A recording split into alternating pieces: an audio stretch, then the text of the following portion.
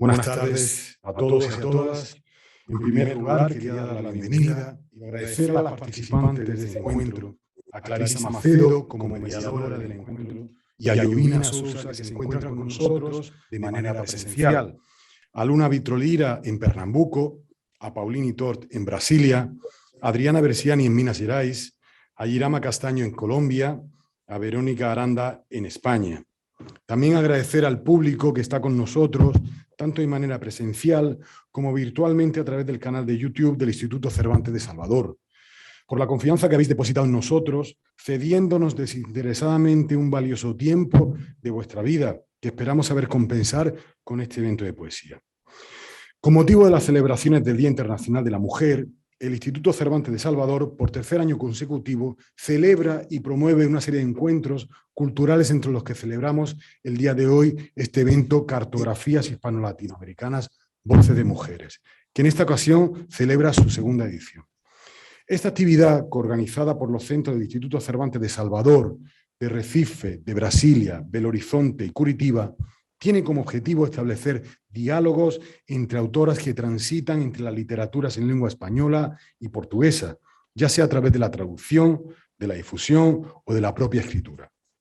Esta noche se discutirán los proyectos en los que estas autoras están involucradas, así como estos contribuyen al escenario de las literaturas y lenguaje en cuestión, como espacios de apreciación cultural, especialmente en lo que se refiere a las mujeres artistas.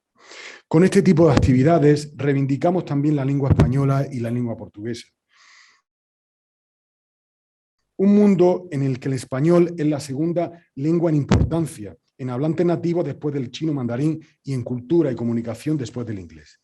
Reivindicamos asimismo un espacio con 493 millones de hablantes como lengua nativa y con 600 millones de personas que tienen competencias lingüísticas y están aprendiendo español. Un mundo con más de 24 millones de estudiantes de español, con el 84% de estos estudiantes repartidos entre Estados Unidos, Unión Europea y Brasil, en donde actualmente hay 6 millones de estudiantes de español. Del mismo modo, defendemos y reivindicamos la poesía, discrepando totalmente con las generaciones anteriores que afirmaban que este arte de la poesía era algo sin trascendencia alguna, con una única finalidad, el entretenimiento. La poesía no es algo inútil, y si la cultivamos no es por el simple hecho de que nos divirtamos, que nos divertimos. Si leemos, si estudiamos, si escribimos y en definitiva, si vivimos la poesía, es porque forma parte de nuestras vidas, la llevamos dentro de nosotros y la consideramos indispensable para el día a día.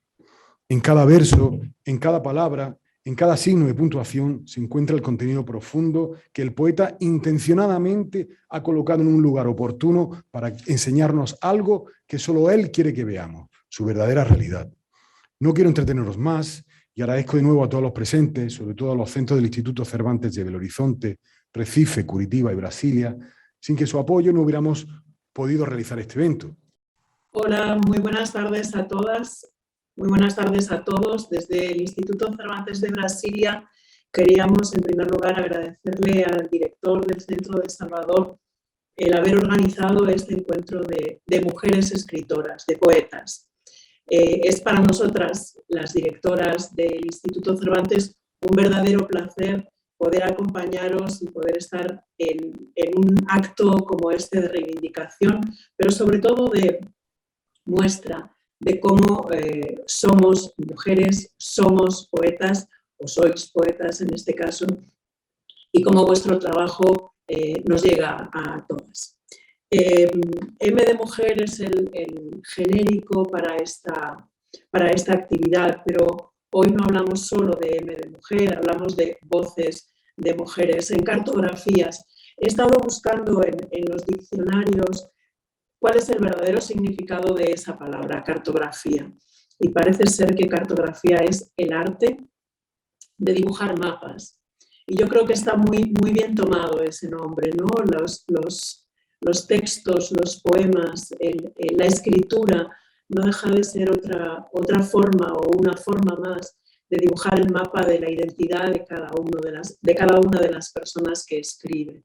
Es una identidad que nos muestra a los demás, pero sobre todo que pone de relieve nuestras condiciones humanas.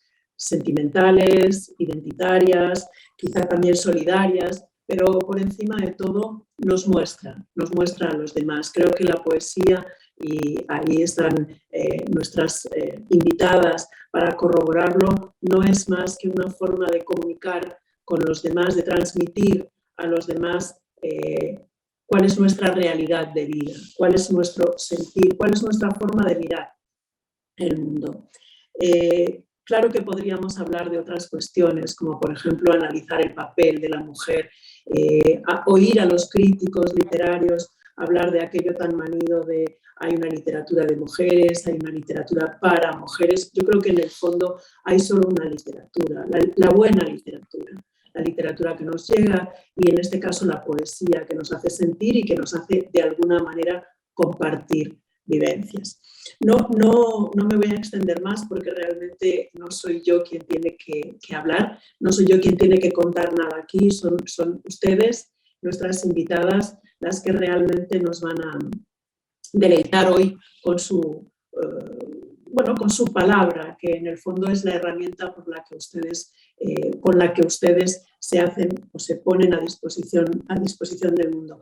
Me resulta especialmente atractivo, interesante, fascinante, si me permiten, el hecho de tener a personas de diferentes lugares, probablemente con acentos muy distintos, con lenguas maternas diferentes, pero todas abocadas a un oficio que es viejo como el mundo, que es el oficio de escribir. Y en este caso el oficio de bien escribir y de bien comunicar.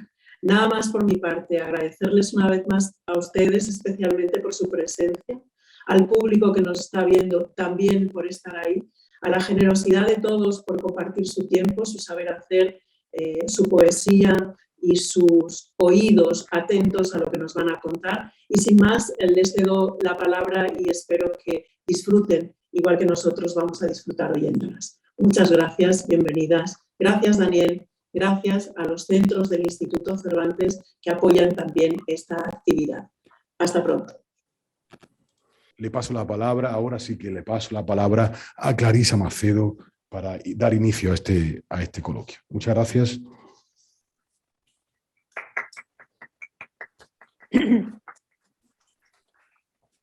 Gracias, Daniel, por las bellas palavras. A Raquel também. Boa noite a todo mundo que está presente, a todo mundo que está nos assistindo. Jovina Souza, todas as escritoras que vão estar presentes com a gente hoje, vão estar presentes. Quero agradecer desde já a presença do público, a Daniel por sempre abraçar e ser esse diretor fomentador da cultura. Esse mês que é um mês tão especial, onde a gente celebra, é o mês da poesia também, o mês das mulheres, né? Agradecer a Raquel, que também nos derrubei as palavras, e a todas as autoras que abraçaram a ideia e que toparam fazer parte dessa edição do Cartografia. Agora eu vou apresentar a outra escritora, que, graças a Deus, para não me deixar aqui sozinha, Jovina Souza, que mora atualmente em Salvador, é graduada em Letras. Sua produção está em várias coletâneas e 4 livros publicados: Agdá, O Caminho das Estações, O Amor Não Está e O Levante da Fênix, e com outros no prelo. A poeta tem sido convidada de feiras literárias e outros eventos de literatura.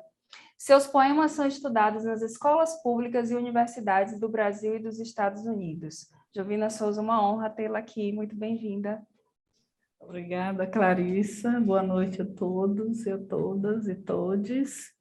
É um prazer muito grande estar falando de poesia, estar ouvindo, dizendo poesia. Muitíssimo obrigado. Quero agradecer também ao Instituto Cervantes por oportunizar esse encontro, essa troca de ideias, essa audição, né? Estou curiosíssima para conhecer outras vozes femininas, principalmente as que falam em língua espanhola.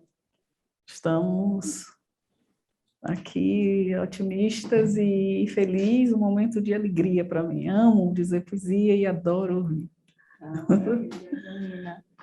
Obrigada demais. Agora vou chamar a Luna Vitrolira, que é pernambucana, escritora, poeta, cantora, atriz, performer, apresentadora, pesquisadora, mestre em Teoria da Literatura pela Universidade Federal de Pernambuco e autora do livro Aquenda, O Amor às Vezes é Isso, que foi finalista do Prêmio Jabuti em 2019. Ela transformou o projeto em transmídia, com o qual estreou na literatura, na música e no cinema, recebendo destaque na crítica nacional por nomes como Heloísa Buarque de Holanda. Luna Vitrolina, querida, bem-vinda. Oh, muito obrigada, gente. Salve, salve. Vou dar boa noite. Estou falando de Pernambuco, da Zona da Mata, da cidade de Tracunhaí. Muito prazer estar aqui com vocês, companheiras. Boa noite para todo mundo que está assistindo. Muito obrigada pelo convite. Clarissa, é um prazer lhe ver, lhe conhecer. O prazer vai ser escutar todas vocês. Que seja uma energia muito próspera e muito abundante, porque a gente está precisando se alimentar de poesia, né? Seria muito mais lindo se fôssemos todas juntas presencialmente, se ouvir, se abraçar, mas a tecnologia também nos ajuda nesse momento a estar mais perto, mesmo distante, né? Então, vamos celebrar, através da poesia, a nossa existência, porque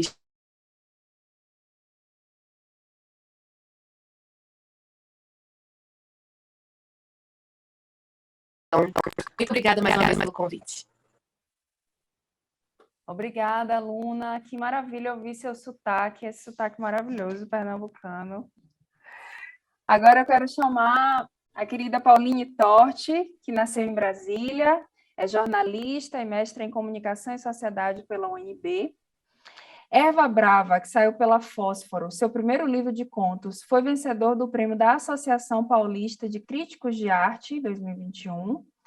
Ela estreou na literatura em 2016 com o romance Alegro Manontropo, que saiu pela 8,5, semifinalista do Prêmio Oceanos. Atualmente estuda ciências biológicas e se interessa por evolução e divulgação científica. Pauline Torti, seja muito Boa noite. Boa noite, Clarissa. Boa noite às escritoras presentes, Raquel, a quem está aqui acompanhando a gente. Eu sou de Brasília, mas eu estou falando de Porto Alegre hoje, excepcionalmente, que eu vim lançar o livro aqui também, semana que vem, então já estou aqui na área. Estou bem satisfeita de participar desse encontro, e como a Luna disse, a gente está tirando proveito, né, desse momento em que a gente aprendeu, né, a usar essas ferramentas e podemos aqui estar reunidas com pessoas, com mulheres de lugares diferentes e com experiências tão distintas, e acho que vai ser um diálogo bem produtivo. Mais uma vez, obrigada pelo convite. Que maravilha. Paulinha, que esteve aqui semana passada, mas acabou que não foi da vida, senão ela estaria aqui realmente também. Bom, agora com certeza. Agora eu quero dar as boas-vindas para a Verônica Aranda, que é de Madrid, que é máster em Filologia Hispânica, poeta y traductora. Ha recibido los premios internacionales de poesía Miguel Hernández, Ciudad de Salamanca, Leonor y Ciudad de Pamplona, entre otros. Entre la docena de poemarios que ha publicado destacan Tatuaje, Épica de Raíles, Dibujar una isla y Cobalto Oscuro. Verónica, querida, muy bienvenida. Muchas gracias, muito obrigada, Clarissa. Boa noite a todos. Buenas noches a todos los asistentes y a las compañeras, y muy agradecida por la invitación al Instituto Cervantes de Salvador de Bahía y a todos los centros del Cervantes en Brasil. Y un saludo también a todos los alumnos de español. Para mí es un placer compartir poemas con autoras admiradas y con estilos tan diferentes, y también como traductora del portugués es una experiencia muy interesante para mí, pues siempre estoy atenta a descubrir nuevas voces de la poesía en lengua portuguesa, y creo que va a ser un diálogo muy enriquecedor, y también en el marco del Día de la Poesía, que es ya el lunes, y del Día de la Mujer. Es toda una celebración. Muchas gracias. Gracias, Clarissa. Verónica. Ahora voy a llamar a Girama Castaño Guisa, que nació en Socorro, Santander, Colombia. Poeta, periodista y editora. Participó de la creación de la revista y de la Fundación Común Presencia. Hace parte del comité asesor del Encuentro Internacional de Mujeres Poetas de CRT, Córdoba, Colombia. Sus libros publicados: Malabar en el Abismo, Memoria de Aprendiz, El Sueño de la Otra, Jardín de Sombras y Naufragio de Luna. Cuerpos antes del olvido es una edición bilingüe con más 2 poetas.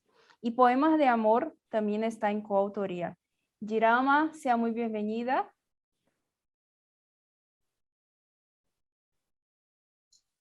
Hola, buenas noches. Un gusto enorme.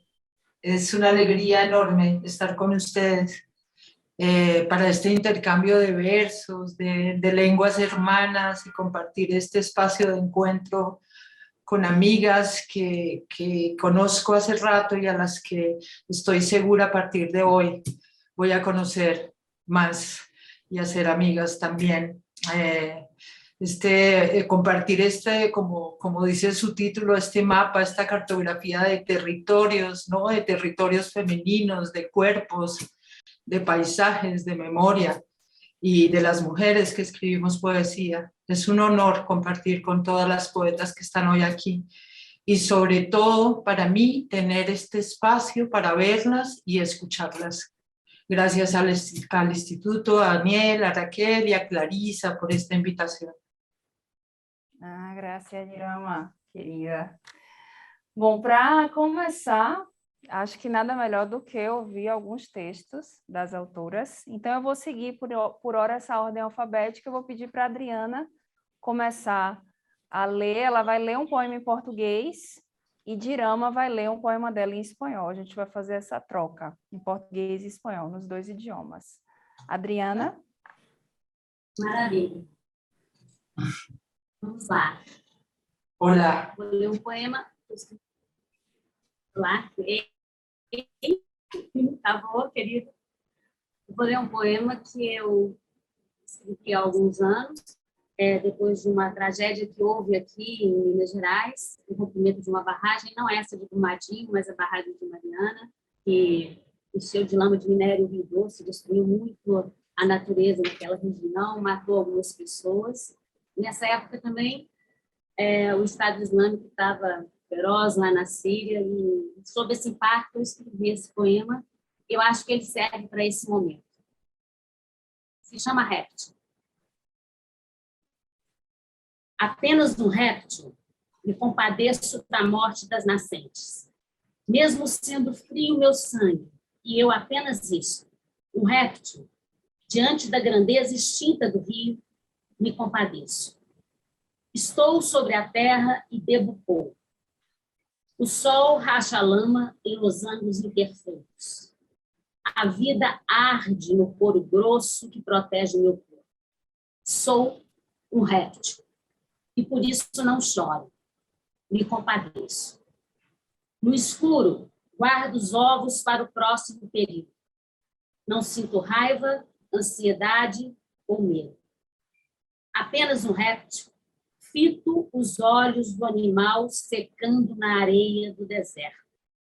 Neste universo apinhado de estrelas, eu, apenas um réptil, me compadeço. Diante da singularidade da natureza, sou também natureza, incapaz de pensar a minha natureza. Trago na boca uma língua pegajosa que guarda o mistério do último inseto. O espaço está repleto de fantasmas. O universo se alimenta de corpos que apodrecem. Eu, apenas um réptil, não lamento o universo. Me compadeço. Obrigada. Isso. Obrigada. Reptil. Poema, Adriana, poema. Girama? ¿Me oyen? Reptil. Sí. Apenas un reptil. Me compadezco con la muerte de las nacientes, mismo con mi sangre fría y yo apenas eso, un reptil frente a la grandeza extinta del río. Me compadezco. Estoy sobre la tierra y bebo poco. El sol parte el barro en los hans imperfectos. La vida arde en el cuero grueso que protege mi cuerpo. Soy un reptil y por eso no lloro. Me compadezco. En lo oscuro guardo los huevos para el próximo periodo.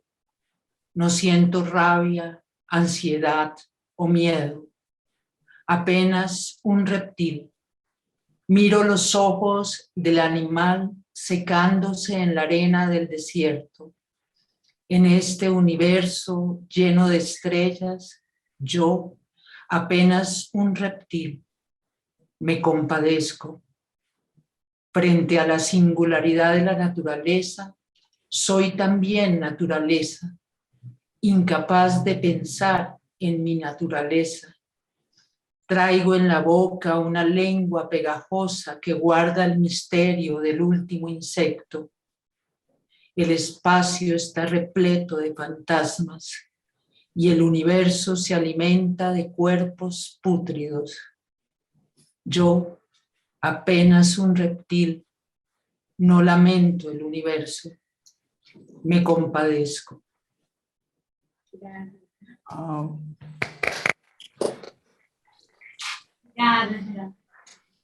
Gracias, Guilherme, por tu leitura. Bom, eu fico muito mexida com essas leituras em português e espanhol, porque é uma oportunidade de a gente sentir os textos de duas formas diferentes, nessas línguas que são as minhas favoritas no mundo, português e espanhol. Bom, Jovina, vamos ler um poema. Meu coração proativo. Meu coração é menino no seu altar de gozos. Ele pulsa porque é mole e flexível nas bordas. Engole o ogé e me devolve mulher para você e para a vida. Ser mulher no quarto é pouco. Ele então voa sobre seus olhos lânguidos e a nudez da minha vulva no exasperado desejo. Meu coração é o músculo do profundo. Sobe alto com as andorinhas e vai. Ecoa, ecoa, no fulgor líberes, e eu me decomponho viva, em asas, poesia e pessoa.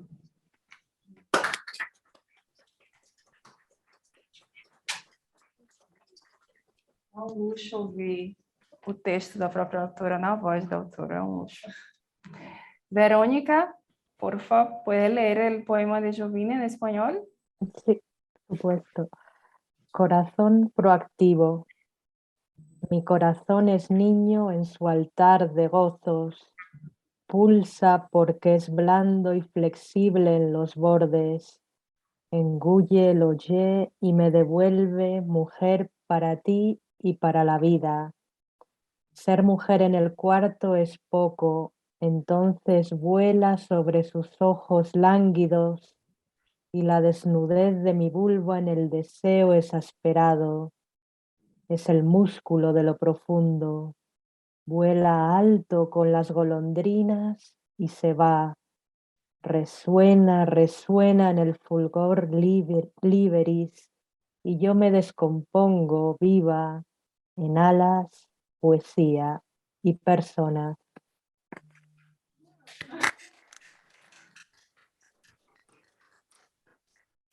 Graças, Verônica. Eu fiz um suspense, porque eu não mostrei as traduções para elas, né, primeiro, então elas estão ouvindo pela primeira vez. Queria agradecer também Esther Blanco, que fez a revisão dos poemas, que traduzir para mim, de todas as coisas que eu faço, é o desafio maior. É muito difícil fazer tradução, especialmente de literatura. Então, Esther me deu essa grande ajuda. Obrigada, Esther. Vamos chamar a Luna agora, a Luna Vitrolira, para ler um de seus poemas. Gente, eu gostaria de dizer, primeiramente, que eu estou muito emocionada, me deu vontade de sair correndo para o Instituto Cervantes, me inscrever agora para aprender a falar espanhol. Que coisa linda! Que coisa linda! O meu poema é deste meu primeiro livro, A Quenda, O Amor às Vezes é Isso. E eu disse: o amor é feito bala perdida que acerta um desavisado ao cruzar a rua, ao dobrar a esquina. Às vezes vem num soco, às vezes vem num grito. O amor às vezes é isso, uma panela de água fervendo no rosto de alguém querido. Às vezes esmola, às vezes migalha, que se devolve com um tiro ou acaba em facada. O amor tem medo da vida, uma hora eleva, na outra arrasta. Desfia da sorte, tem medo da falta. O amor corresponde à entrega com uma rasteira e às vezes mata. De tirania, de asfixia, de ciúme, de raiva, como alguém que se alimenta e de repente engasga.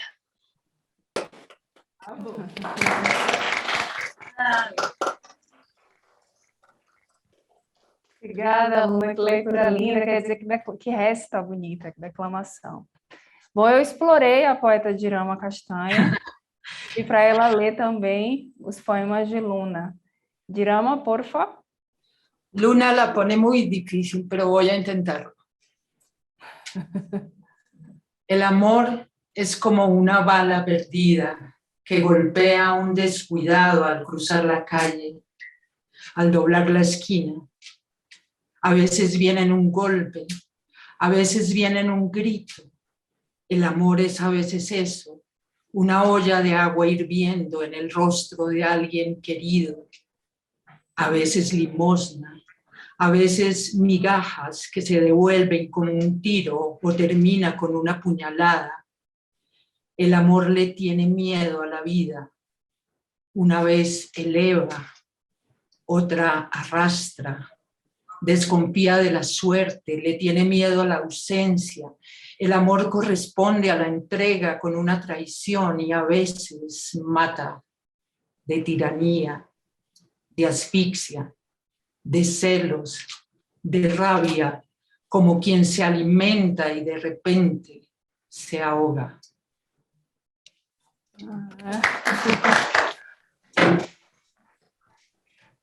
Graças, Dirama. Graças. Pauline, esse ano a gente trouxe uma novidade, que trouxemos uma prosadora. Pauline, você pode ler o conto Má Sorte? Posso sim. Eu peço desculpas porque eu tive que refazer toda a minha instalação, o meu Wi-Fi aqui caiu e eu estou usando 4G. Então eu tive que mudar do computador para o celular. Leio inteiro não, né? Imagino que um pedaço. O que você acha? Ou lemos inteiro? Porque você sentir, eu sugiro que você leia o início para que as pessoas fiquem interessadas no final e comprem o livro. Claro, livro Erva Brava, pela editora Fósforo, o nome desse conto é Má Sorte. Você diz que é domingo, e domingo é bom porque ganha mais. Não muito, mas melhor que dia de semana. A mãe ergue as sobrancelhas. Se é assim, então vá, filho. Sentada à mesa da cozinha, na cadeira de rodas, ela interrompe o debulhar do feijão para lhe dar a bênção. Do lado de fora, você sobe na moto, coloca o capacete e vai singrar o vermelho da estrada, deixando a marca dos pneus na lama. Choveu ontem à noite. Choveu a semana inteira, mas hoje faz sol, um sol baço, desbotado, círculo de nata no céu encoberto de nuvens. Por onde passa, você vê a soja que desponta homogênea, cobrindo a terra como um tapete de silêncio. O único som naquele deserto verde é o da sua moto. Na fazenda, atravessa a porteira que lhe abrem como se tivesse chegado alguém importante. Gosta quando abrem assim a porteira e isso só acontece aos domingos. Perto da recepção estão seus companheiros. Chegaram antes em uma Saveiro sarapintada de ferrugem. Você desce da moto e os cumprimenta com acenos de cabeça. Eles falam do jogo de logo mais. Vai passar na televisão. Você não tem parabólica. Ouve pelo rádio, mas está bom, prefere assim. Porque no rádio o que conta é o futebol mesmo. Não tem papo furado.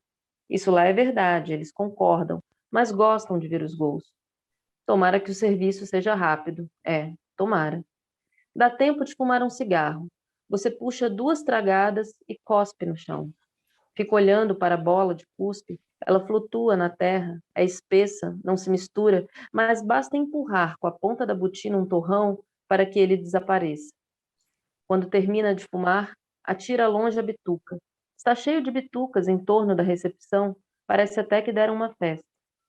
Pensa em acender outro cigarro, mas o administrador sai de repente de uma porta e gesticula, chamando-os para perto, com os óculos escuros metidos no alto da cabeça.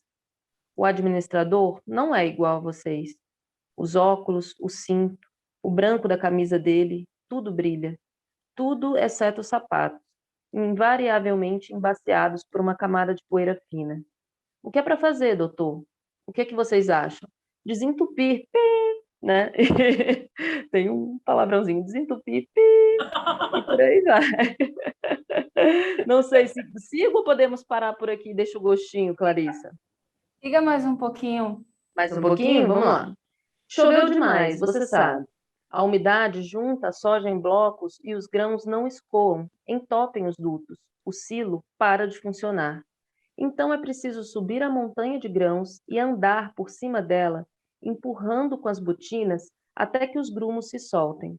Vão os 3, você e seus 2 companheiros. No silo, você é o primeiro a descer a escada, o primeiro a entrar e sentir o ar viciado, o cheiro da fermentação, o calor insuportável. Não é fácil respirar aqui dentro, mas os outros estão logo atrás, você pode ouvi-los. Não que a presença deles mude alguma coisa, mas é reconfortante ter companhia nesse ambiente, onde tudo parece pesar mais.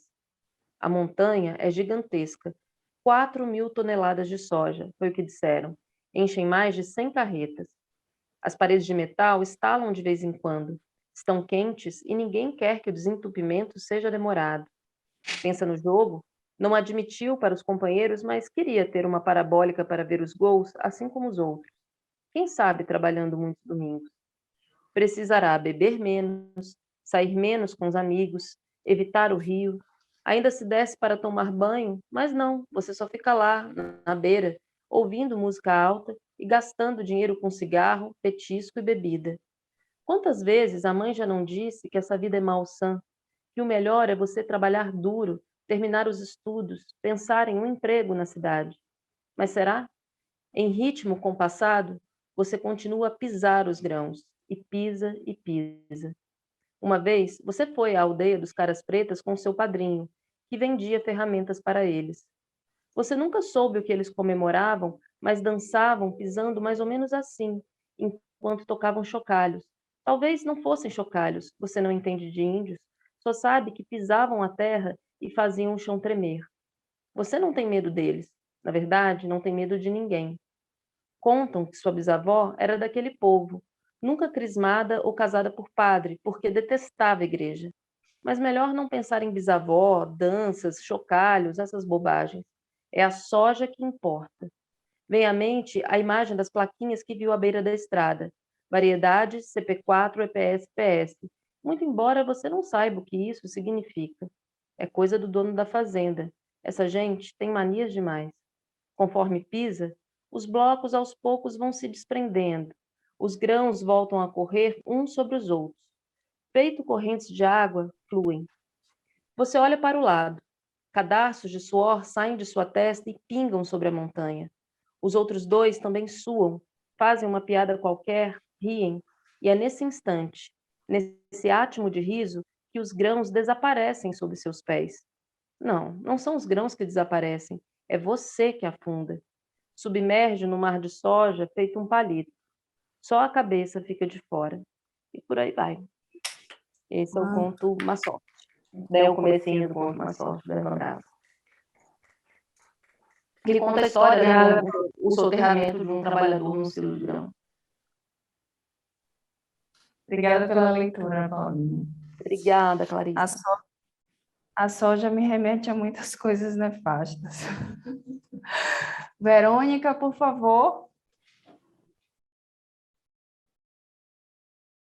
Voy a leer un poema de uno de mis primeros poemarios de Alfama que escribí durante mi estancia en Lisboa. Se titula Fugitiva, está ambientado en las calles de Lisboa. Lleva una cita del poeta portugués de finales del siglo XIX, Cesário Verde. Voy a leer la cita que dice: nas nosas ruas, ao anoitecer, a tal soturnidade, a tal melancolia, que as sombras, o boliço, o tejo, a maresia, desperta-me um desejo absurdo de sofrer. Fugitiva. A veces no sé bien a dónde ir. Voy como fugitiva por las cuestas. Con tal de no elegir, mi indecisión cobra un lejano eco de pisadas sobre adoquines rotos y lo inútil de deshacer madejas cenicientas. Miro a los gatos negros a los ojos en plazas esotéricas y aspiro a diluirme a solas en zaguanes que conducen a grasa y hasta ideos suicidios por fragmentos, ir saltando desde cada colina y despertarme en el leve sopor de los azares que tienen por corona los vencidos. Muy poca gente me echaría en falta en este extremo donde acaba Europa, sueño de los audaces navegantes.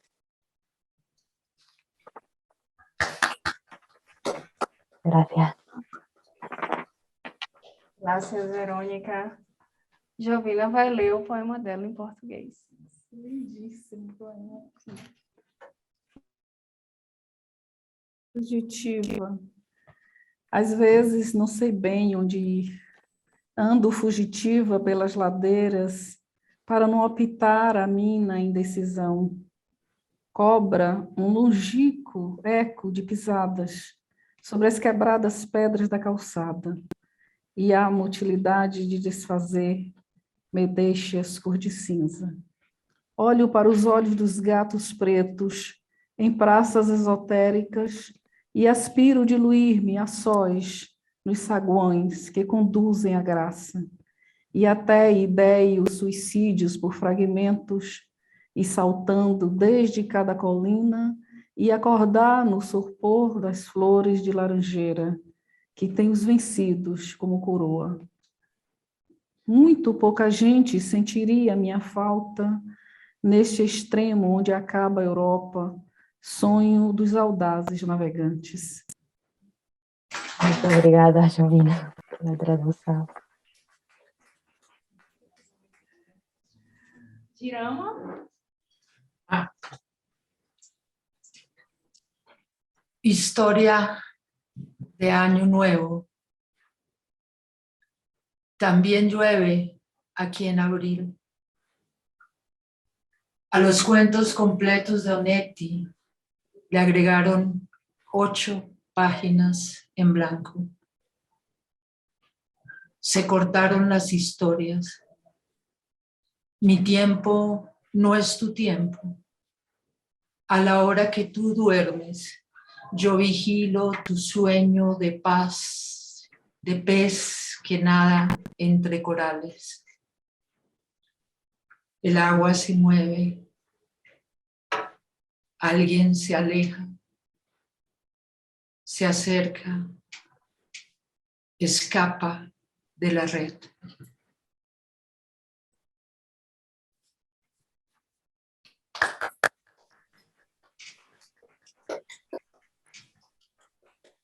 E a Adriana vai ler o poema de Dirama traduzido ao português.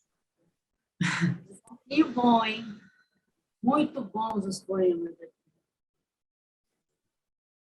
História de Ano Novo. Aqui também chove em abril. Aos contos completos de Onetti agregaram 8 páginas em branco. Se cortaram as histórias, meu tempo não é teu tempo. Na hora em que dormes, eu vigio o teu sono de peixe que nada entre corais. A água se move. Alguém se afasta, se aproxima, escapa da rede.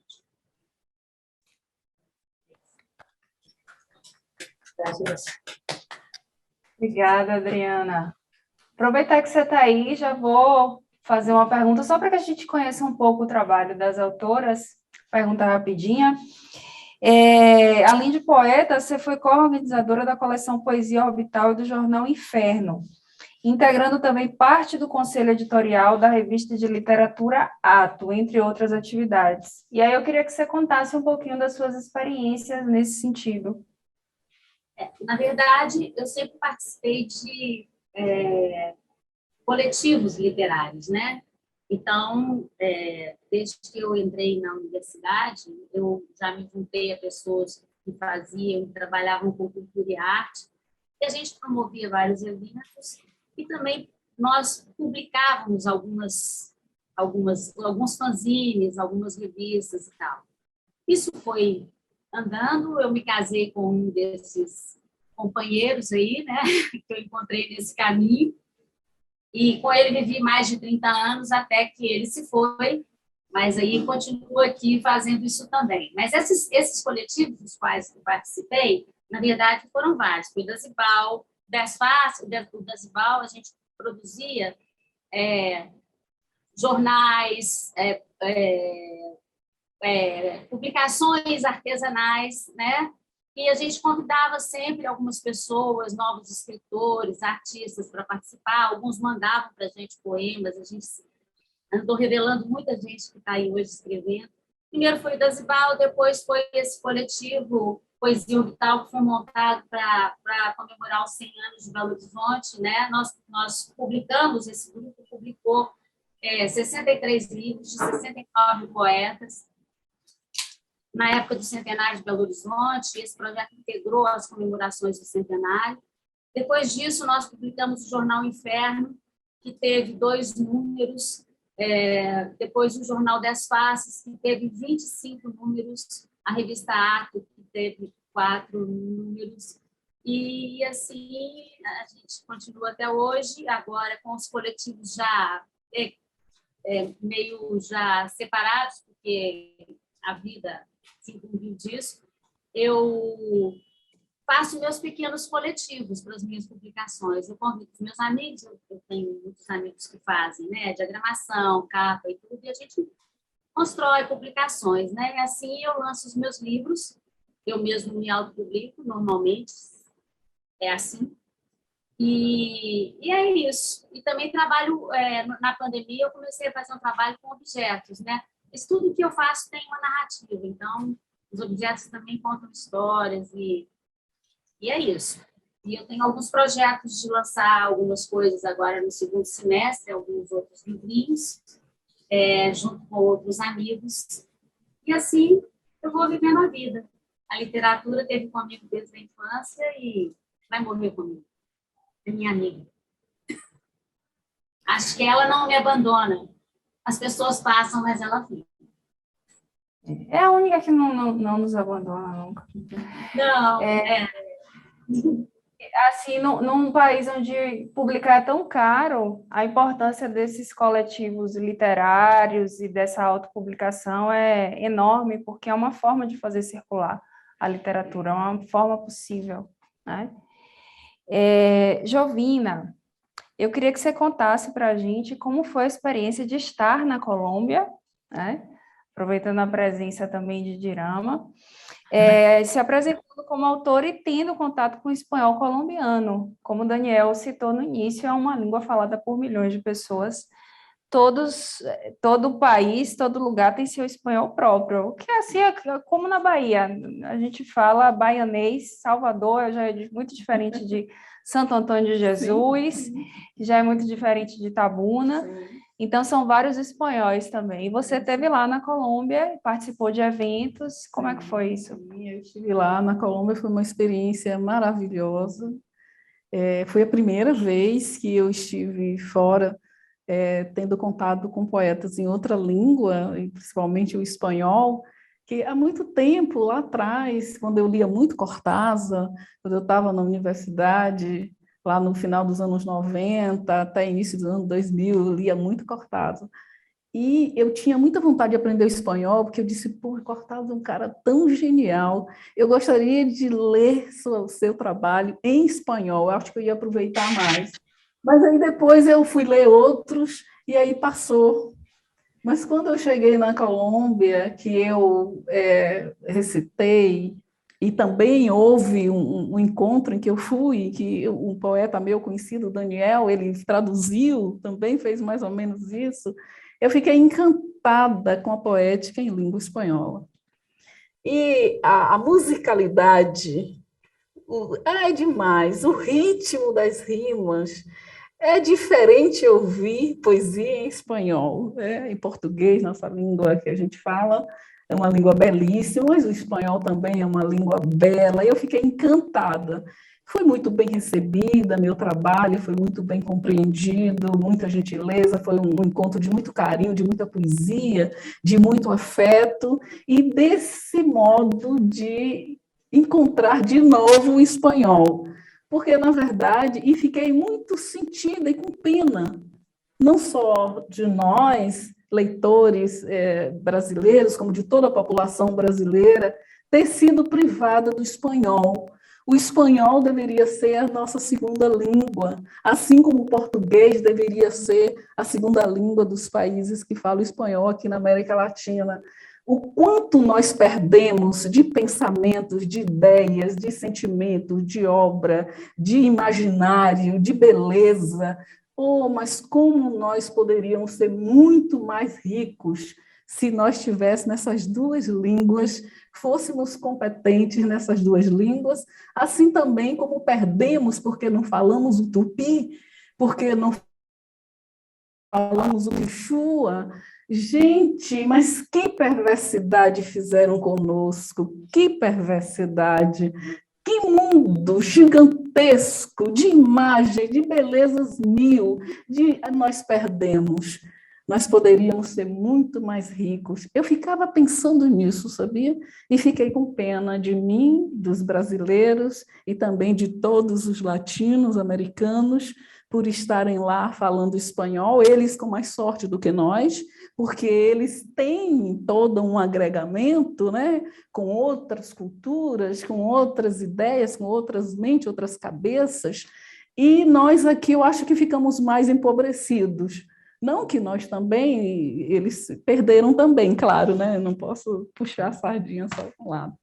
Mas o fato é que foi uma experiência belíssima em termos estéticos e também em termos de ter refletido sobre isso, que foi uma reflexão que eu não havia pensado, e a literatura, a poesia e o contato com as poetas, principalmente, apesar de no encontro não ter tido poetas negras para que a gente aprofundasse um diálogo mais identitário, mais histórico, no que diz respeito à nossa experiência, mas, enquanto mulheres, nós temos fios em comuns.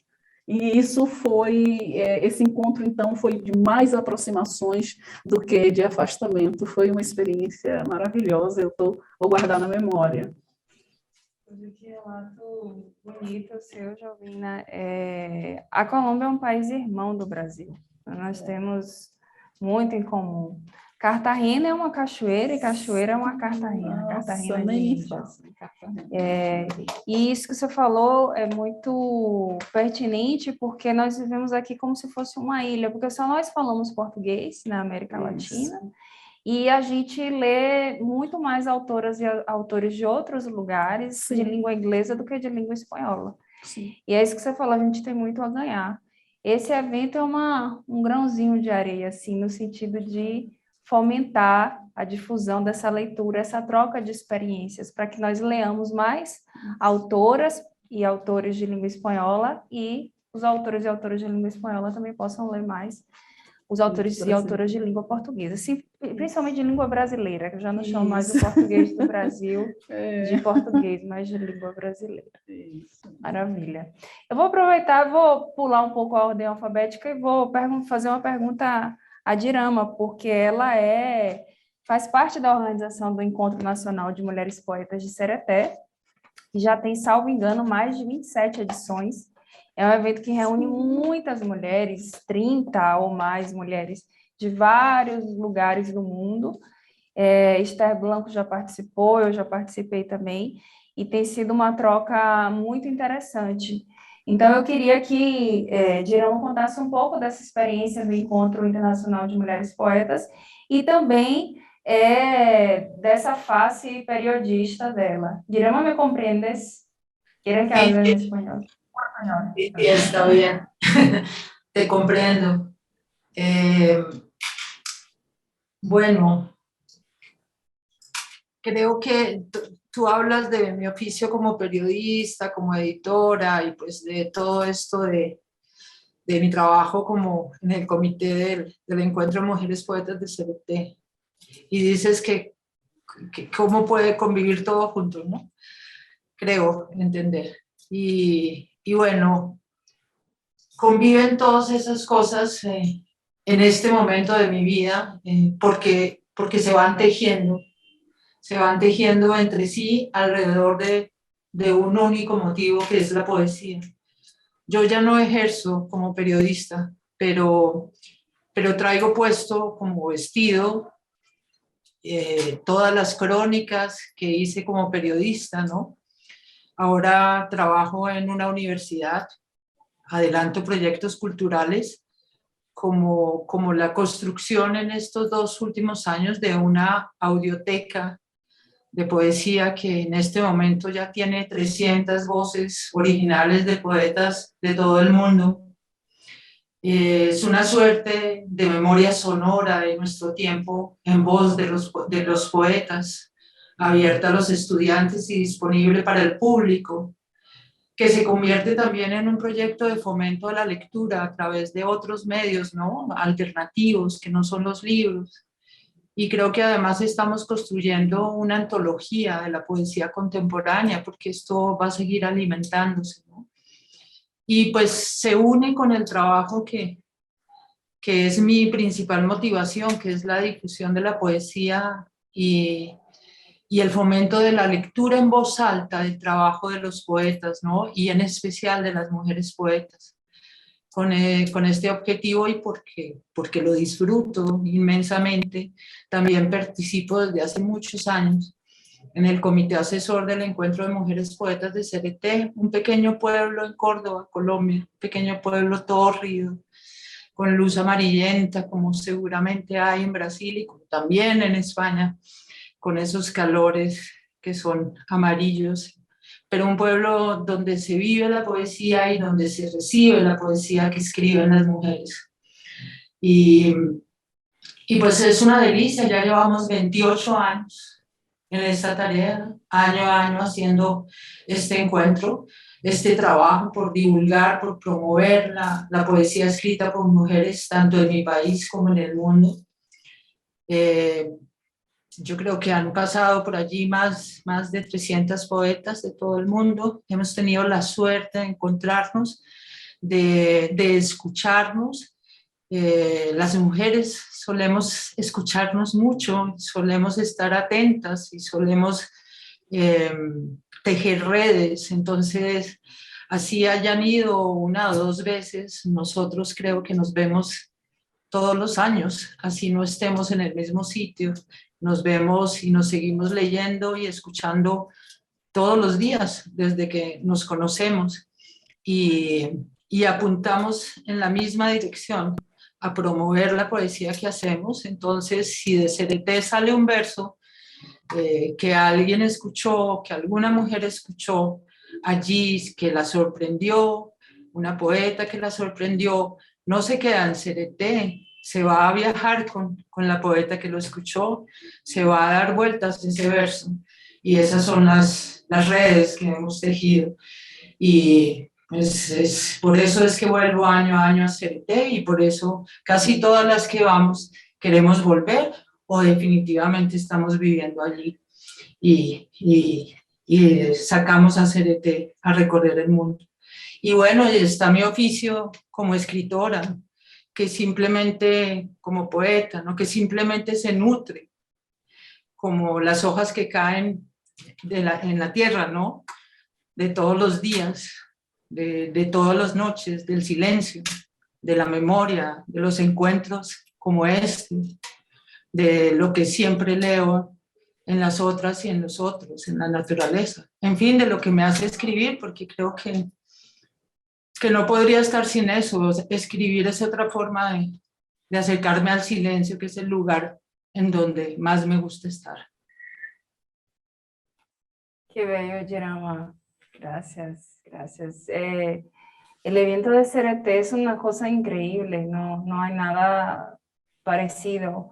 Vamos al hospital, a las casas de poesía, que son casas de la gente del pueblo, y que nos reciben con mucho amor y mucho cariño, y vamos a decir poesía, es algo maravilloso. 6 días, 7. Y recitas todos los días y hablando poesía por la mañana, por la tarde, por la noche. Es una locura de bueno. Sí, sí, Luna, tal vez. dime, por favor. No, tal vez que olvidé decir que tal vez lo más hermoso de CRT son las casas de poesía. Y las casas de poesía están en los barrios y están en los pueblos de aledaños a CRT. Y ese día en especial, donde están las casas de poesía, cada barrio, cada pueblo escoge una casa que invita a todos los vecinos, y yo supongo que en Brasil y en España también, al fondo de la casa siempre está el patio donde está el árbol, donde está el kiosco, y donde en CRT es muy especial porque allí se recibe a los invitados de verdad. Entonces ese día, esa casa invita a todos los vecinos, y todos los vecinos son todos los vecinos, los niños, los viejos, los profesores, los policías, el papá, la mamá, los abuelos. Abre su casa a las invitadas especiales, que son las poetas, y todos se sientan a escribir y a oír a las poetas leer sus poemas. Y además, toda la casa, que es la anfitriona, ofrece las mejores viandas, que son las viandas que preparan en esa casa. Es la comida, se la ofrecen a los invitados y a las poetas. Es muy especial porque es la poesía yendo a las casas, al patio de las casas, donde debe estar. Sí, muy especial, sin duda. Luna Petrolira, você também é performer e desenvolveu um projeto transmídia. E aí eu queria que você falasse um pouco desse projeto e também falasse dessa comunhão das artes, como foi que isso nasceu no seu ofício de escritora. Nossa, essa pergunta é uma pergunta de trajetória de vida, né? Onde é que tudo começa, como é que essas linguagens se encontram. Eu comecei a declamar poesia muito nova, Clarissa, muito nova, com 14 anos de idade. Eu já estava pelo meio do mundo dizendo poesia. Isso porque eu já tinha um contato muito forte com a palavra na minha infância. Eu fui uma criança, só para contextualizar, né? Que sofri muito bullying nas escolas. Minha família canavieira da Zona da Mata foi morar no alto da favela em Recife quando migrou para a região metropolitana. Então eu sou mulher preta, pobre de periferia, e que foi inserida num outro contexto social que não era o meu, de classe média, onde tinham pouquíssimas pessoas semelhantes a mim. Então esses espaços me causaram muitos sofrimentos e eu tinha diários. Então eu escrevia, tinha esse contato com a palavra a partir desse lugar da escrita, do sentimento mesmo de tudo que eu sofria. E aí, quando eu fui crescendo, na minha escola, no ensino médio, próximo a ela, tinha um mercado público chamado Mercado da Madalena, onde acontecia muitos encontros de poetas do sertão do Pajeú, que é um sertão aqui em Pernambuco que fica mais ou menos 6 horas de Recife, né, da capital, para dentro mesmo, que é muito conhecido pela tradição da poesia oral, pela declamação, pela literatura de cordel, cantoria de viola, mesa de glosa, poesia de improviso e de bancada. E aí eu tive contato com essas pessoas e me encantei. Comecei a aprender poemas de outras poetas e de outros poetas e a declamar nesses mercados públicos. Me levaram para o sertão de Pernambuco. Quando eu cheguei lá e assistia cantoria de viola, que eu via a poesia acontecendo com aquela potência toda, crianças de 4, 5 anos de idade dizendo poesia antes de começar a escrever o próprio nome, eu vi uma realidade fantástica que eu não conhecia, que eu não imaginava e que tornou aquilo possível para mim. E a literatura e a poesia não como uma forma literária, mas sim como uma forma de vida, como uma essência, como um jeito de me comunicar com as pessoas, né? E aí a cantoria de viola é uma modalidade de poesia que já está associada à música. Ela é poesia declamada de improviso junto com a viola de repente. Então, essa foi a minha primeira referência, digamos assim, né? Já era essa relação da palavra junto com a música. Sem contar que nosso sotaque já é cadenciado também, assim como o sotaque espanhol. Tem muita música já só na forma de falar. Eu comecei a declamar pela cidade, me chamaram para participar de festivais literários, fui fazer a junta palavra, bater de porta em porta na casa das pessoas para dizer poesia, colônias penitenciárias. Então, assim, todos os espaços em que eu declamei eram espaços abertos. E eram espaços que me ensinaram a responsabilidade da minha palavra. Por isso que minha poesia ela é tão engajada politicamente. Porque eu entendo que minha palavra... Eu tenho a necessidade de mandar algum tipo de mensagem que eu perceba que tem poder sobre reforma de consciências, despertar de consciências, né? E eu uso meu corpo para isso. Porque estar na rua para fazer intervenções poéticas, precisa ter um corpo forte, presente, uma voz que se projete nesse espaço para fazer uma intervenção, de fato, no dia das pessoas. Então, intuitivamente, né, e com a própria prática da vida, a minha poesia foi se formando na rua, desse jeito, em voz, corpo e performance. Eu construí alguns grupos de declamação de poesia que já tinha estrutura de banda, e eu levei 10 anos para publicar o meu primeiro livro, né? Então tem toda uma trajetória realmente de vivência até chegar nesse livro. Mas a minha maior vontade antes do livro era lançar um disco de poesia. Mas a música ela é um pouco difícil, né? Esse trajeto de você ir para o estúdio de gravação, é caro. Então o livro eu ganhei, Marcelino Freire me deu, que é um grande escritor daqui do sertão de Pernambuco, do Moxotó de Sertânia, que mora em me deu esse livro de presente, e eu aprendi uma coisa muito importante participando de festivais de literatura, que numa sociedade escriptocêntrica, onde a escrita é poder, a oralidade ela é subalternizada. Então, quando eu entendi isso, eu percebi o quanto que o livro-objeto era importante para eu alcançar outros públicos e conseguir participar de outros eventos e festivais fora do meu território, porque eu estou falando de Pernambuco, no Nordeste, né? Que é um território que fica muito fora do eixo, e a gente, embora tenha uma efervescência cultural muito grande, a dificuldade de comunicar para fora, ela é equivalente, também é grande a nossa dificuldade, né? Então, para alcançar novos públicos, outros públicos e difundir mais o trabalho, eu resolvi, depois que lancei o livro e circulei muito com esse livro pelo país inteiro, pelo Brasil inteiro, decidi gravar o disco. Fui juntando esse dinheiro da venda dos livros e consegui financiar independente o meu próprio disco, que foi produzido pelo meu companheiro Amaro Freitas, que é um grandíssimo pianista, com várias participações especiais de Xênia França, de Mel Duarte, Roberto Ladalva, Tatiana Nascimento, várias pessoas incríveis. E aí, o filme, ele chega para mim no momento que eu percebo uma mudança na minha própria vida. São temáticas muito difíceis, né? Meu trabalho fala sobre o amor como esse dispositivo de poder, de manipulação, que é usado dessa forma e que subalterniza nossos corpos de mulheres, mulheres negras, mulheres trans, a partir da reprodução de um modelo ocidental romântico, que não corresponde à nossa realidade, que é sul, temos outras referências de amor, de relacionamento, e esse tipo de amor ele é usado como dispositivo de poder. Então, percebendo tudo isso, eu comecei a questionar esse modelo de relação a partir de um lugar muito doloroso, porque foi a minha vivência, né? Como o Conceição Evaristo diz, escrevivência.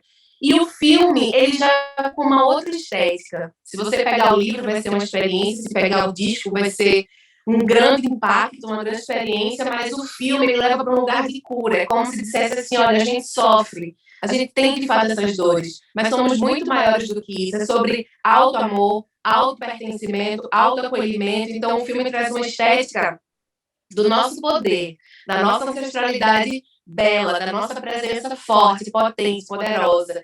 E é uma forma de dizer para as pessoas seguirem esse caminho, de acessar a sua dor, mas buscar a sua cura para a sua transformação, para a sua transmutação.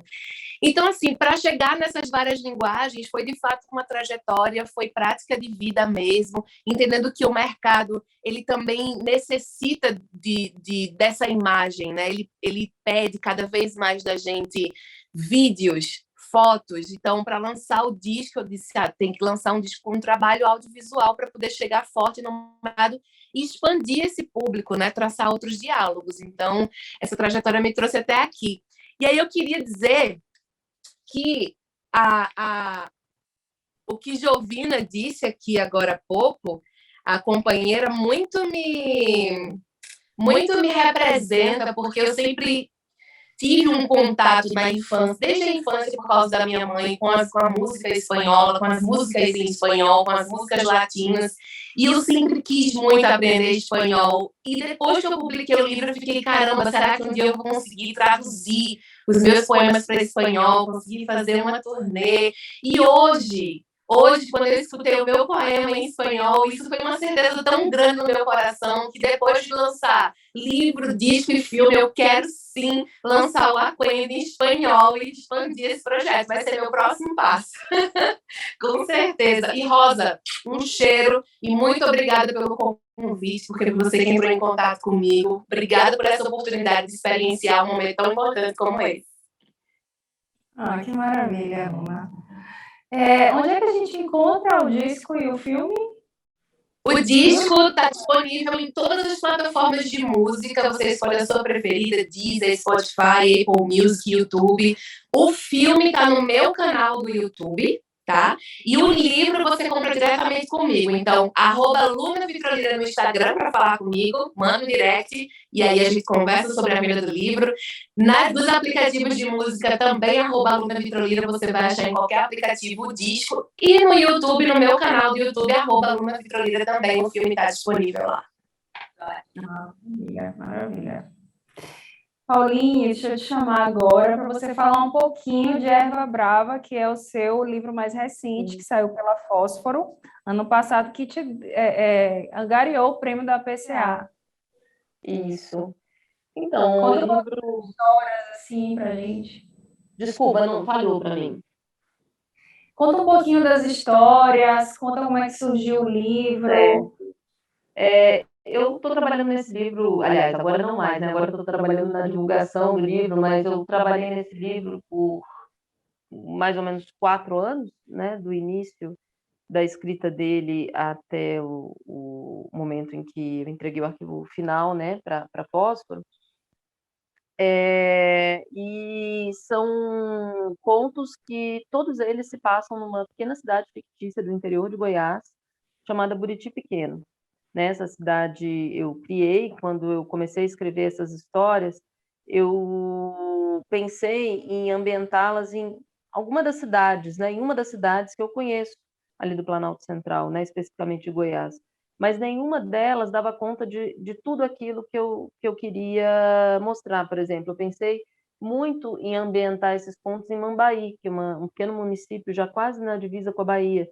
No entanto, Mambaí não tem um rio que cruza a cidade, que é uma coisa bem comum aqui no interior de Goiás, e era necessário para esse conto, indispensável para esse livro de contos, melhor dizendo, que houvesse um rio cruzando a cidade. Então, pensei em Pirenópolis, né, que é aqui perto também, mas Pirenópolis é uma cidade muito turística, não corresponde também ao que eu queria mostrar, que é uma fase de transição, né, de transformação de uma pequena cidade, né, entre um modo de vida mais tradicional e a chegada do que se considera, o que se chama de desenvolvimento. Eu coloco aí uma profusão de aspas, né, nessa ideia de desenvolvimento, de progresso, às vezes, que a gente tem, e os embates, né, que surgem dessa relação, né? Então, por exemplo, deixa eu pegar aqui, porque embora a gente escreva o livro, depois a gente não lembra de tudo assim de cabeça. Então eu li para vocês um pedacinho de Uma Sorte, né, que é um conto, que aliás foi o primeiro conto que eu escrevi para esse livro, que fala do soterramento de um trabalhador num silo de grão.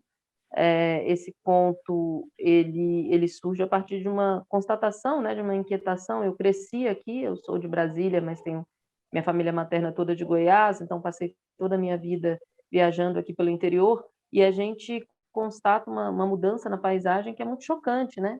Nós tínhamos aqui uma cobertura vegetal de um bioma que é super importante, que é um bioma de transição, que é o Cerrado, e enfim, hoje essa paisagem ela está completamente diferente, né? Ela está dominada por monoculturas.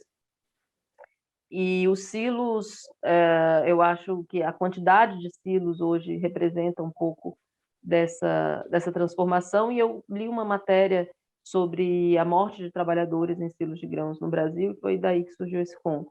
E aí tem outros, por exemplo, tem o Ternura e Crack, que, enfim, é um grupo de pessoas que está ali na beira do rio à noite, e são pessoas adictas, né, do crack, e que é algo que tem chegado com toda a força, né, nos pequenos municípios do Brasil, porque o que a juventude de um pequeno município tem de perspectiva, né? Às vezes se cobrava tanto que houvesse um ensino médio, que a pessoa pudesse concluir seus estudos ali na sua cidade, a pessoa conclui hoje em dia em muitos municípios, né, o ensino médio, mas terminando aquilo, ela faz o quê?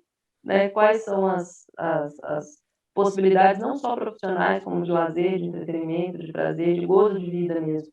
E eu, viajando por aqui, o que eu vejo é que o crack chegou forte, né, nos pequenos municípios. Isso é uma coisa que me assombra, e que traz uma transformação muito profunda também no modo de vida, né, dos habitantes. Eu me lembro, há alguns anos, eu sempre fui muito a Pirenópolis, em alguns anos eu fui com meu marido e a gente quis sair à noite, né, para ir caminhando até um restaurante. Disseram não, porque é perigoso.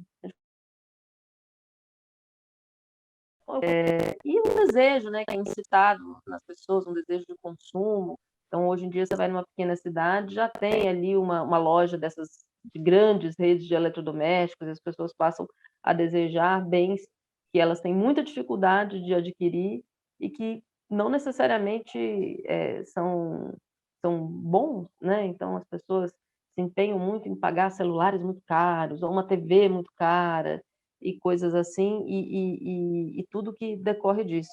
E por aí vai, né? Eu não vou dar spoiler, mas acho que esse spoiler já está meio dado. Acho que na primeira semana do livro já tinha saído uma matéria no Globo que falava. O livro tem uma grande catástrofe no final, não vou falar qual. E é isso, né? São contos que os personagens não se cruzam entre si, são contos, de fato, né? Não é um romance, embora tenha algo de romanesco nesse livro. E o que eles compartilham é esse cenário, que é Buriti Pequeno, que eu considero que é o protagonista do livro, né? E aí, ano passado, mês passado, acho que foi mês passado, né? Saiu o resultado do prêmio da Associação Paulista de Críticos de Arte, e o Erva venceu e tal, foi bem legal. E é isso. E aí, bom, acho que você vai fazer essa pergunta, você fez essa pergunta para a aluna. Quem quiser encontrar, eu não vendo diretamente, né? Só nas livrarias ou no site da Fósforo, fosforoeditora.com.br. Tem também, enfim, nas grandes redes, né? Amazon e tal. Mas não é difícil de encontrar, não. Aqui em Salvador tem na LDN. Isso. Aí foi que você fez o lançamento semana passada. Isso, fiz aí. Não, você deu um spoiler médio, assim, dá pra gente... Leve, né? Um semi-spoiler. Obrigada, Pauline. Obrigada a você. Agora, para encerrar essa sessão de perguntas, Verônica, que é uma tradutora com ampla experiência, y ela coordena uma colección, Toda la noche se oyeron, poesía latinoamericana de ahora. Entonces, Verónica, me gustaría que tú hablase un poquito de esa colección y también de tu experiencia como traductora.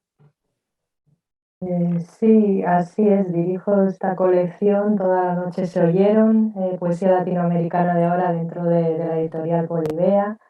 La colección se inauguró en 2016 y Polibea es una editorial independiente de Madrid, un sello independiente nacido dentro de un centro de empleo de personas con discapacidad, y el director Juan José Martín Ramos pues me propuso dirigir esta colección. Todo fue a raíz de mi participación en festivales de poesía latinoamericana, el primero de todos, y también lo reivindico como lo han hecho mis compañeras, el Cerete, ¿no? Ese maravilloso festival de poesía de mujeres en Colombia, donde se da esa hermandad tan especial, ¿no? Entre poetas, mujeres poetas de distintas lenguas. Y a raíz de CRT pues ya surgieron otros intercambios muy fructíferos y festivales. Fui invitada a la Feria del Libro de La Habana, Guayaquil, Puerto Rico. Y bueno, fui descubriendo voces valiosísimas, rompedoras, autores y autoras que experimentaban con la lengua española, propuestas eh, independientes y voces muy propias, y me di cuenta también de las dificultades de distribución que había incluso dentro de los distintos países de América Latina. Y a España muchas veces pues llegan poetas, muy pocos poetas o poetas oficiales o editados dentro de sellos que distribuyen en Latinoamérica. Entonces vimos esa necesidad de dar a conocer autores latinoamericanos aquí en España, y, y tanto consagrados como autores jóvenes, ¿no? Fuimos apostando pues también eso por distintos países, darle variedad, distintos estilos poéticos, también antologías, ¿no? Para dar al lector español un pequeño mosaico de lo que se está escribiendo en la actualidad en cada país de Latinoamérica. Y también quisimos apostar, por supuesto, al ser Latinoamérica, por la poesía brasileña actual. En CRT pues conocí a Clarisa Macedo, y empezamos a dialogar, y vimos ese proyecto de traducir, porque apostamos por las ediciones bilingües, de traducir su poemario excelente, Na pata do cavalo a sete abismos, y salió en la colección. Por suerte Clarisa también pudo venir a presentarlo a una librería de Madrid, a la Casa do Brasil de Madrid, y fue una experiencia muy especial. Hemos seguido apostando por la poesía brasileña, y el año pasado publicamos a Salgado Maranhão, uno de los poetas actuales más importantes de Brasil, poeta de Bahía, que obtuvo el premio de la Academia de las Letras brasileñas. Y bueno, en definitiva, pues tratamos de hacer un catálogo que garantice la calidad, la indagación en el lenguaje, y donde también ocupan ese lugar importante las antologías. En el caso de la traducción también fue una experiencia muy enriquecedora, pues dialogar con Clarisa, corregir bien las traducciones. Incluso me ayudó con la traducción de Salgado, y yo creo que son libros que valen mucho la pena también para que el lector español conozca lo que se está escribiendo en la actualidad en Brasil.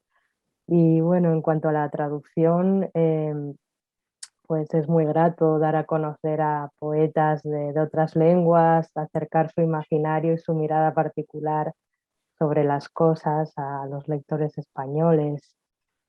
Pienso que en la traducción poética pues hay un trabajo lingüístico intenso, ¿no? De traslado de un idioma a otro, y así como una inmersión total en otra cultura, ¿no? Tenemos que conocer bien el idioma de origen, pero también sus expresiones, su cultura en general, y supone también un esfuerzo enriquecedor dar coherencia a los textos en el idioma de salida.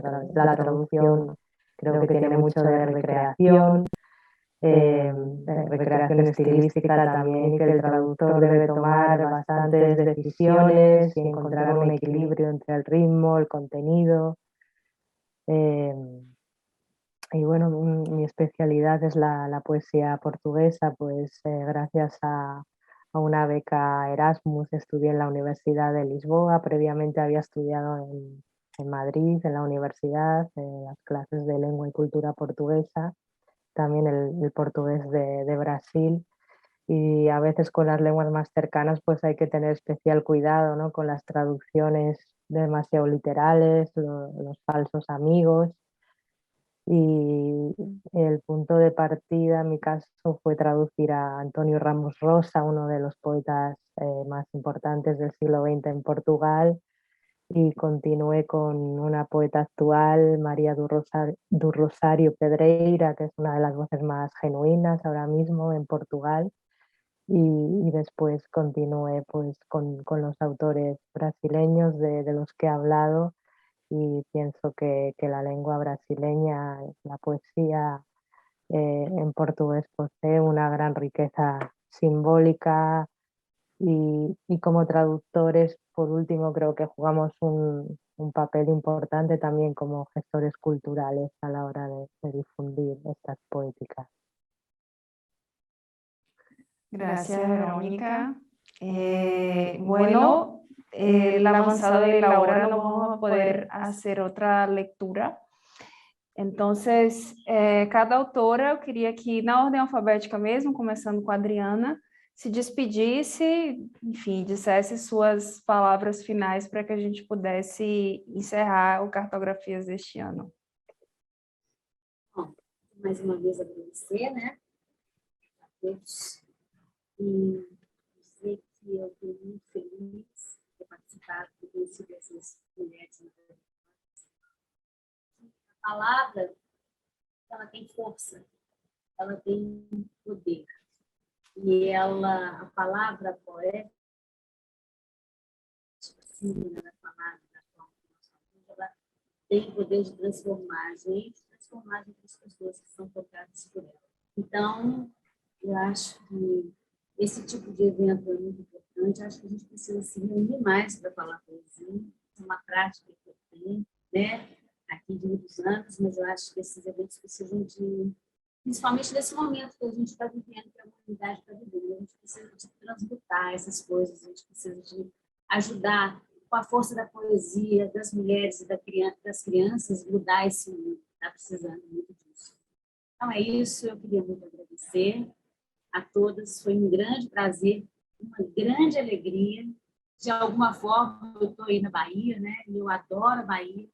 Então, eu só tenho a agradecer vocês todos. Muito obrigada, Bahia. Um axé para todo mundo, muita alegria para esse mundo, porque a gente está precisando. Eu e a Adriana falando no WhatsApp, ela diz, eu adoro quando você manda áudio, porque eu escuto seu sotaque. Eu falei, eu também. Nossa, é aluna agora arrebentou. Aí, a aluna ainda por cima é casada com a Amaro, que eu sou fã. Agora que eu vi que ele casou com a aluna, eu sou mais fã ainda do Amaro, porque a aluna é maravilhosa.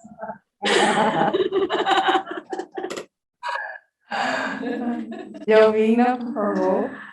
Eu quero agradecer a oportunidade a você, Clarice, de novo ao Instituto. Estou muito satisfeita, é um evento diferente, uma experiência nova, nunca tinha participado de um evento assim, e pensei que ia ser uma coisa fria, mas realmente a poesia nos liga pelo fogo da vida, pelo que é mais pujante que a gente tem por dentro, e realmente não há distância, ela tem uma comunicação instantânea, porque liga os corações, os pensamentos, os desejos, liga tudo que nós somos, todas as nossas dimensões são ativadas com a poesia.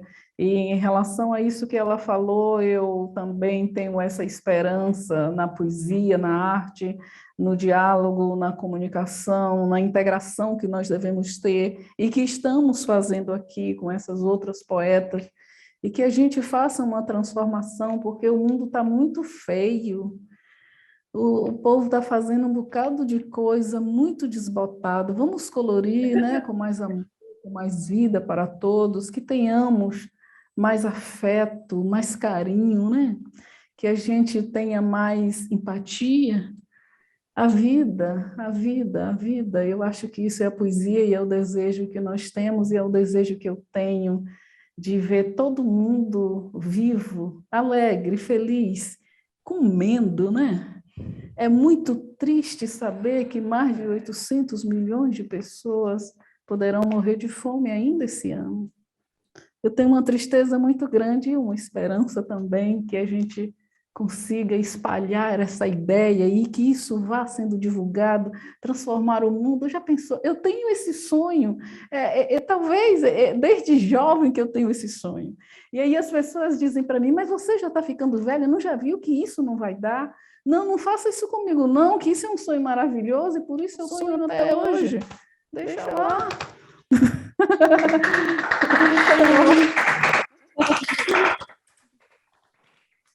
Isso mesmo, Jovina. Luna. Sonhemos, Jovina, sonhemos, minha gente. Vamos continuar sonhando, porque é o caminho que deixa a vida da gente o futuro mais bonito.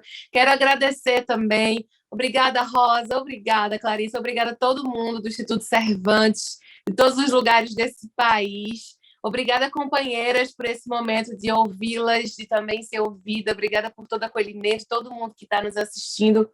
Um cheiro bem grande. Quero desejar muita saúde, saúde emocional, sobretudo, porque a gente sabe que a gente já sabia que 2022 não seria um ano fácil, entretanto, no começo do ano já tem tantas coisas que a gente nem imaginava acontecendo no mundo. Então, desejo para todo mundo que a gente se mantenha bem, que a gente possa sorrir, que a gente possa sempre sonhar assim, porque se manter bem também é uma forma de afrontar as estruturas, também é uma forma de fazer revolução no mundo, num país que quer nos ver mortas, caídas por terra, vencidas. Então, que a gente possa unir cada vez mais nossa força e nossas vozes. Dizem que mulher nasceu para fazer tempestades em copo d'água.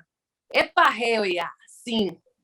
Fazemos tempestades, inclusive em copo d'água. Então, que a gente possa fazer tempestades nesse mundo de poesia, espalhando sonho para fazer germinar frutos muito prósperos e abundantes nesse país, nesse mundo. Um cheiro. Beleza. Paulinha, querida, de Brasília, Porto Alegre, Manaus, você está também, toda cosmopolita. Pois é, menina. Eu quero me despedir primeiro agradecendo mais uma vez ao Instituto Cervantes de Salvador, agradecendo a você, Clarissa, a audiência, as escritoras com quem eu tive a alegria de compartilhar essa noite. E eu me sinto muito contemplada pela fala de todas. Eu, particularmente, não acredito que a literatura nos ofereça respostas, né, soluções, mas ela oferece reflexões, ela organiza a dor, ela organiza o sentimento. Talvez ela nos ajude a organizar a transformação também, né? A tornar possível que esses sonhos que a gente tem de uma sociedade mais justa e mais feliz se realizem. É isso. Um abraço, boa noite a todos e a todas.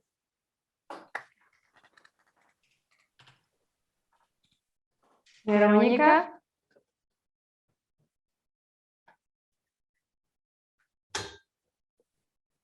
Una vez más quería agradecer a todos los que han hecho posible este encuentro, al Instituto Cervantes, a Daniel, a Raquel, a Clarissa por la coordinación y por esta oportunidad, y suscribo las palabras de las compañeras que en tiempos tan hostiles y complicados, pues la poesía no deja de ser un oxígeno, ¿no? Un territorio de libertad, de fraternidad y también, como decía Federico García Lorca, la poesía es la unión de dos palabras que uno nunca supo que pudieran juntarse y que forman algo así como un misterio, ¿no?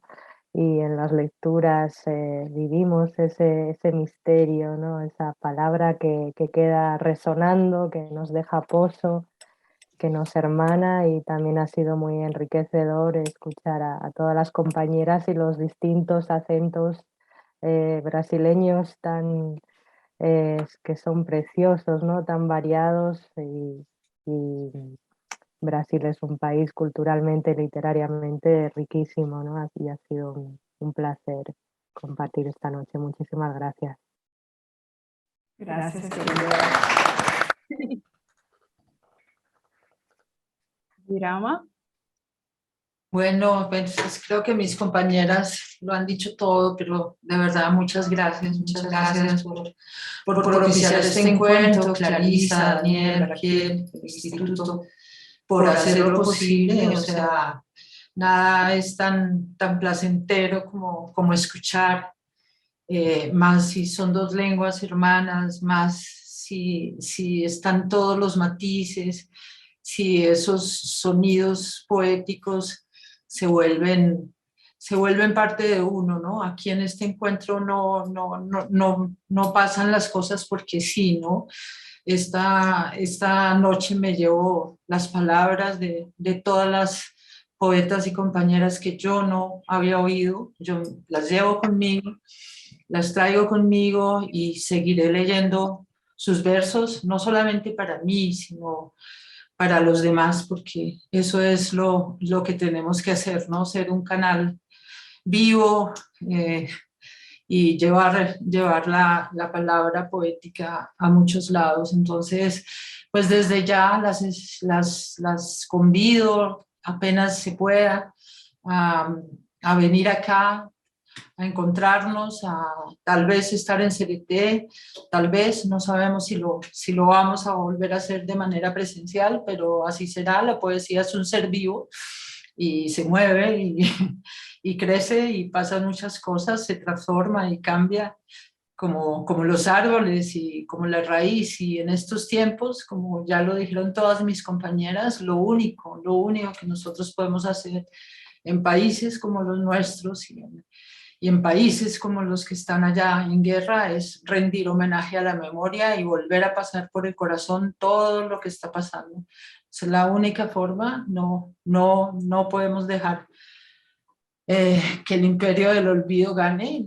Hay que rendir memoria siempre, hay que rendir homenaje a la memoria siempre y nombrar a todos, nombrarlos es un deber de la poesía. Así que estos lazos misteriosos que nos unen son los mismos que pasan en el bosque y que ponen a conversar todos los árboles. Ya estamos hablando, compañeras, un honor haber compartido con ustedes.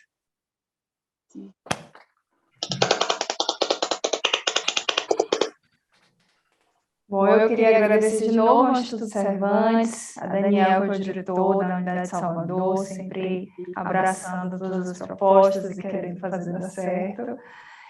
Agradecer a equipe do Cervantes, a todo mundo que nos assistiu, a todo mundo que está aqui, e vocês, queridas autoras, que agradeceram, e eu queria agradecer a vocês, porque sem vocês o evento não existia. Além de grandes escritoras, de uma prosa e de uma poesia muito poderosas, ainda tem mensagens enriquecedoras e que estimulam a gente a seguir vivendo, porque realmente está muito difícil. Eu nunca imaginei uma guerra em plena pandemia, né? Então vamos seguir fazendo literatura, sendo mulheres fortes, enfrentando o patriarcado, sendo resistência. Então, agradeço demais a vocês, cada uma com seu universo, com seu sotaque incrível, e também essa simpatia de pessoas que vocês são. Foi um prazer para mim dialogar com vocês esse tempo todo, conhecer mais. Algumas eu já tinha tido a oportunidade de ler, de conhecer pessoalmente, outras não, mas como bem disse Irama, la levo en mi corazón. Entonces, muchas gracias y hasta pronto.